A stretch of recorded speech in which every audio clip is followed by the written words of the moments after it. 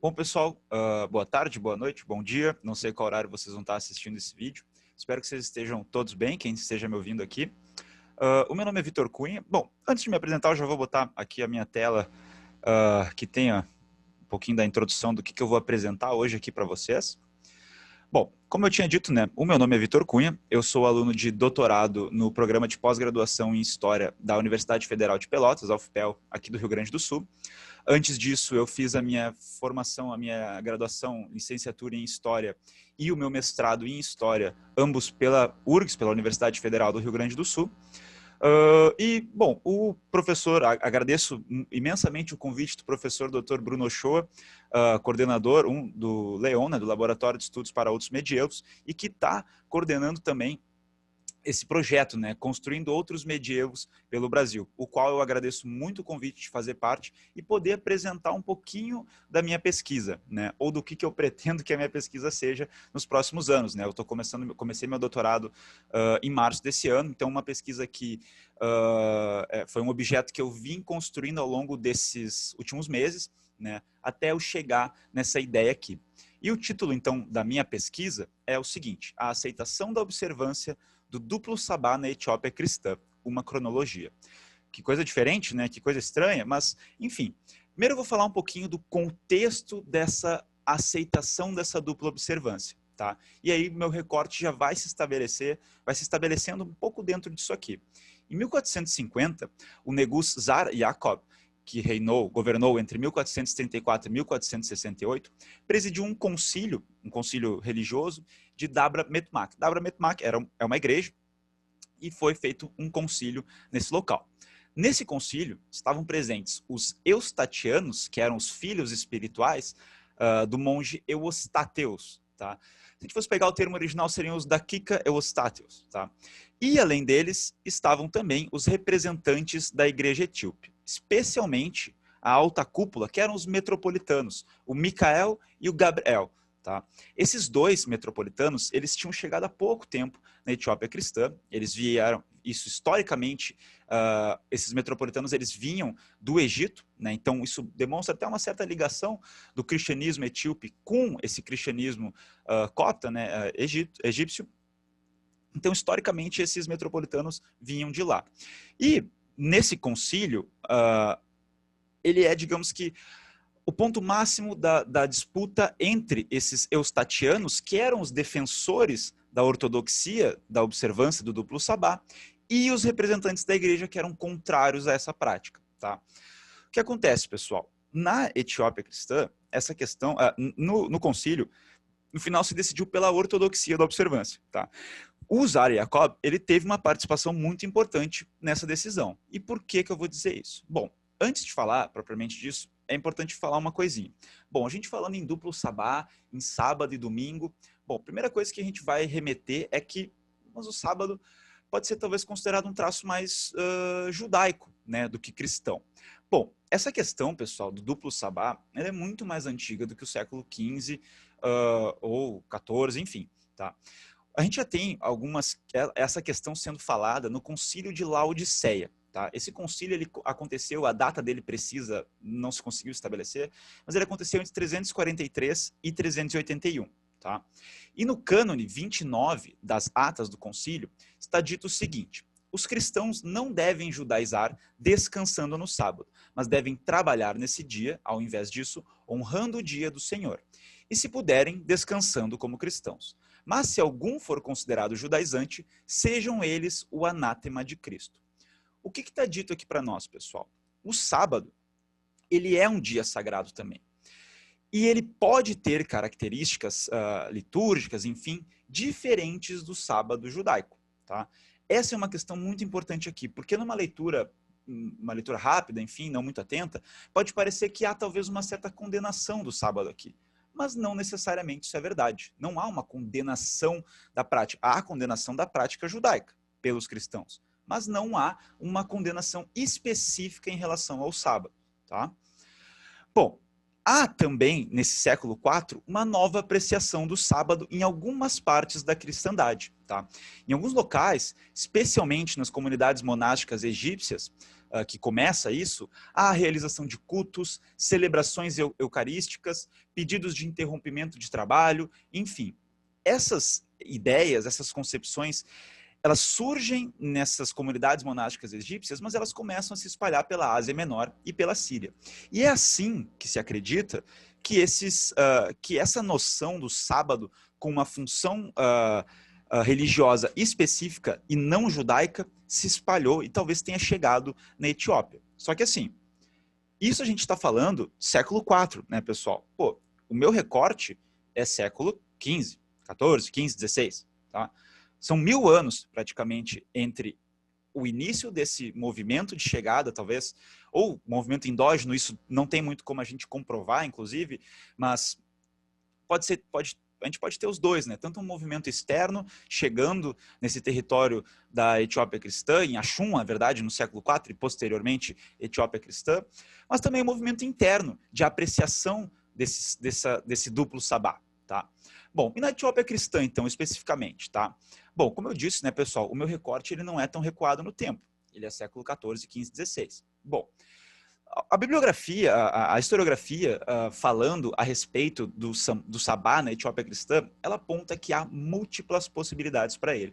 E foi aí que me deu esse estalo. Quando eu estava lendo algumas fontes traduzidas para o inglês, francês, italiano, enfim, lendo essas fontes, as traduções delas, né, as edições feitas no final do século XIX, normalmente, início do século XX, eu percebi que muitas vezes se traduzia as coisas assim, ele se preservou e tal, no sabá.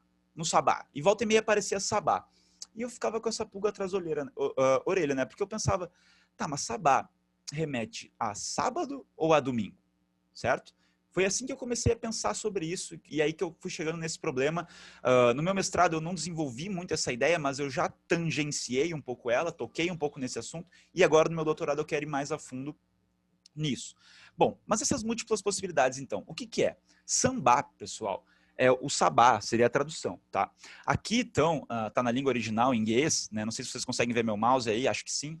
Aqui a gente tem o sa, isso aqui seria o SA, aqui o N mudo, o BA e o T mudo, tá? Sambá, tá escrito aqui, sambate, tá? Bom, só que sambate, como eu tinha dito antes, ele pode ser tanto sábado quanto domingo. Como que a gente descobre, então, o que está se referindo essa palavra? A gente tem que analisar o contexto, né? E aí, pela combinação de mais algumas palavras com esse sambate, que a gente consegue traçar se está se referindo ao sábado ou ao domingo. Bom, para o caso do sábado, a gente tem duas principais possibilidades, tá? Que é o sambá kadam, sambat kadam, aqui, o primos, né, que seria o sábado, kadam é primos, sábado, então, primeiro, ou sambá, Ehud, seria a pronúncia, Ehud.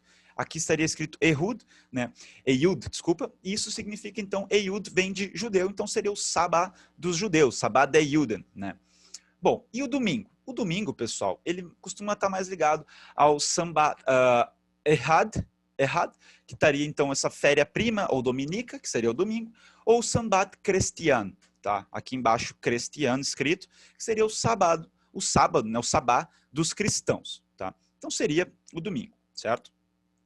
Bom, aqui, pessoal, está uma tabelinha que eu retirei de uma leitura que eu fiz nos últimos tempos, do Hammerschmidt, que é um autor muito importante para essa questão, e ele coloca essas comparações aqui. Isso aqui é mais a nível de ilustração, tá? A qualidade não tá boa, eu sei disso, mas aqui a gente tem algumas questões dela, né? Tipo, como ela aparece no etiópico ou no ge'ez, que é a língua que eu estou trabalhando, antigo, mas em línguas modernas ele também aparece, como o amárico, o tigre, o tigrina, enfim.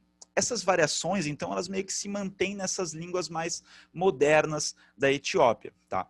E é a partir disso que a gente consegue traçar um pouquinho mais, então a gente consegue traçar o que está se referindo esse sambat quando aparece no texto, tá?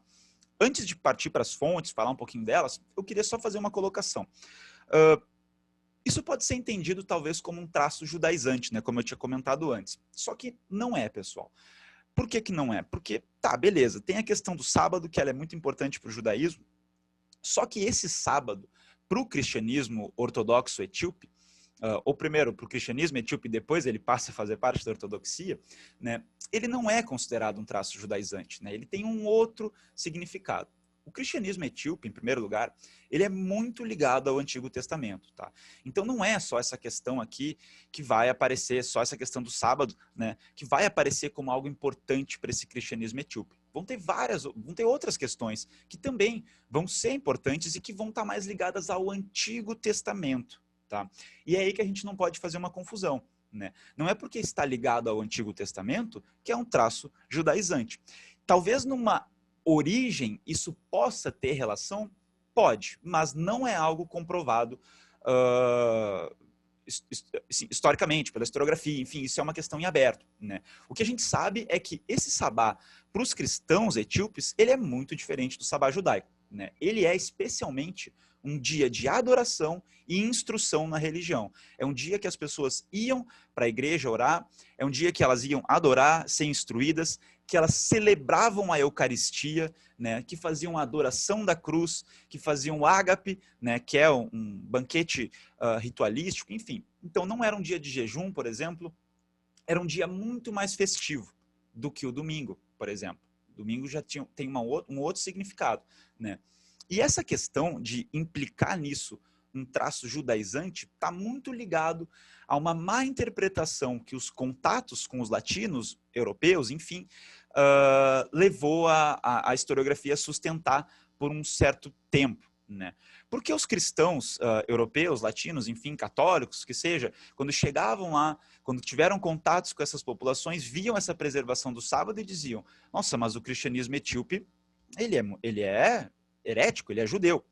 E há uma série de fontes em que os próprios etíopes, sejam monges ou os próprios governantes também escreviam para se defender dessas acusações, para dizer que de judaísmo não tinha nada. Então, como que a gente pode dizer que isso é um traço judaizante se os próprios cristãos, se os próprios etíopes, né, os próprios adoradores do sábado, digamos assim, negavam isso, ou diziam que não, que era outra coisa, né? Então, isso tem várias fontes. A Confessio Claudi é uma fonte muito importante a respeito disso. Ela foi escrita pelo Galaudeus, que foi um governante etíope do século XVI, XVII, que, enfim, o nome dele traduzido seria Cláudio, né? Então, como a tradução está em latim, ficou como Confessio Claudi. E nela ele discute justamente essa questão, se defendendo dessas acusações de traços judaizantes. E há outras fontes também que discutem um pouco essa questão, como Matzafa Berhan, que foi um livro escrito, não se tem certeza, né, mas teria sido escrito pelo governante Zara Jacob, que eu já mencionei aqui. Enfim. Então, assim, pessoal, não é um traço judaico. Tá? Não é um traço judaizante. É uma questão, é uma característica desse cristianismo etíope e que foi condenada por muito tempo. Né? Não é à toa que esses metropolitanos, como eles vinham de fora, eles foram grandes perseguidores dessa prática. Né? E o movimento de autorização de parte da ortodoxia, ele vai começar especialmente a partir do surgimento dessa rede monástica encabeçada primeiramente, né, que se funda em torno das ideias do monge Eustáteos, que viveu no século XIV, 13 e 14, que, enfim, morre no exílio, ele é exilado, perseguido, exilado. Os seus filhos espirituais, né, os seus discípulos, enfim, retornam para a Etiópia e começam a pregar essa questão. Especialmente nos territórios do norte, só que eles vão conseguindo se espalhar cada vez mais, e isso passa a ser um perigo para a unidade política, a gente poderia dizer assim, dessa Etiópia cristã. Então, o Negus Zariakov, percebendo isso, e também influenciado por uma literatura que defendia essa prática, uma literatura muito antiga e literaturas mais recentes, dos séculos 13 e 14, também defendendo essa prática, ele vai lá e entende que ela não poderia ser considerada uma heresia ou um traço judaizante, e era uma ameaça também a essa unidade do reino, então ele vai lá e opta pela aceitação dessa prática. Tá? Foi um caminho longo, né? Não foi um caminho curto, foi cerca, aí a gente poderia dizer, entre a pregação do Eustáteos e a autorização do duplo sabá, um período de talvez 200 anos, né? Então foi um longo caminho percorrido para que isso se tornasse parte da ortodoxia, mas por fim se tornou. Né? E depois, posteriormente, com esses contatos com os latinos, essa questão foi sendo reafirmada pelas lideranças etíopes. Bom, como é que eu vou ver isso, então? Como é que eu vou traçar uma cronologia? O que é isso que eu estou querendo fazer? A minha ideia é o seguinte, pessoal. De fontes, eu vou trabalhar, a princípio, né, essas coisas mudam, mas eu vou trabalhar com 34 manuscritos. tá? Esses manuscritos, eles estão onde? Estão na Biblioteca Nacional da França, estão no Rio Museum and Manuscript Library, que fica nos Estados Unidos, na Biblioteca Vaticana e na British Library, tá? Esses manuscritos, eles estão, em sua grande maioria, todos digitalizados. Opa, depois eu tenho umas imagens ali para mostrar. Eles estão todos digitalizados, então eu consigo acessar eles aqui do Brasil. E a minha ideia vai ser o seguinte. Bom, eu vou buscar pela ocorrência do termo sambá. Tá? Eu não tenho uma leitura fluida ainda em inglês, que é a língua que eles estão escritos, né? Eu consigo entender a leitura, consigo fazer a leitura, mas eu não consigo compreender o geral, e eu demoraria muito tempo para conseguir ler 34 manuscritos, né? Cada um tem uma média aí, pelo que eu percebi já, de mais ou menos uns 100 folhos, 200 páginas, então mais ou menos por manuscrito. Então seria um trabalho gigantesco, enorme e provavelmente não possível de ser feito em 4 anos.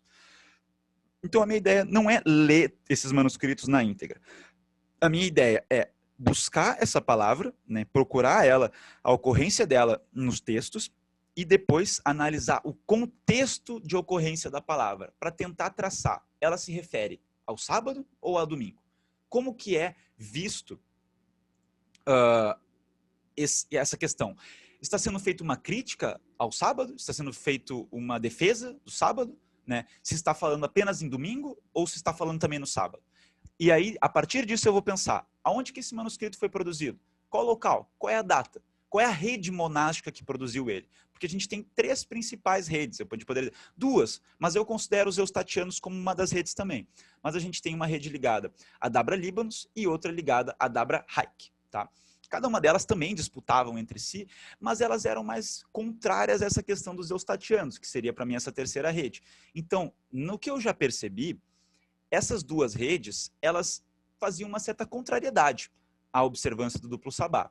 E eu quero conseguir enxergar nos manuscritos produzidos em toda a Etiópia cristã, nos diferentes territórios, nas diferentes redes, a partir de que momento que essa mudança na ortodoxia ela está aceita pela Etiópia. Tá? Pelos cristãos da Etiópia. Então, eu vou ter que traçar quando que eles começam a se referir ao sábado também, de que forma que eles começam a se referir, a partir de que momento. Né? O concílio é em 1450, ele é um momento importante, mas as mudanças não acontecem de uma hora para outra, a gente sabe disso. Eu quero conseguir traçar quanto tempo demorou para que essa mudança fosse aceita por todos os territórios, por todas essas redes monásticas da Etiópia cristã. Aqui tem uma imagem, então, mais ou menos de como que é o meu trabalho. Né? Eu pego esses manuscritos, essa aqui é a imagem de um manuscrito do século XV. Né? Claro, ela não está com uma qualidade tão boa, mas a minha ideia, então, é ir lendo e buscando essa ocorrência da palavra, anotar essas ocorrências e analisar os seus contextos. Tá? Bom, pessoal, era isso que eu tinha para falar. Espero que vocês tenham gostado. Acho que eu consegui explicar mais ou menos os meus próximos passos aí na minha pesquisa. E, enfim, se alguém tiver interesse, pode me procurar. Sempre estou aberto para conversar sobre o meu tema, enfim, sobre outros temas também. E foi um grande prazer participar aqui desse ciclo de apresentações de pesquisa. Muito obrigado pela oportunidade e é isso. Obrigadão. Tchau, tchau.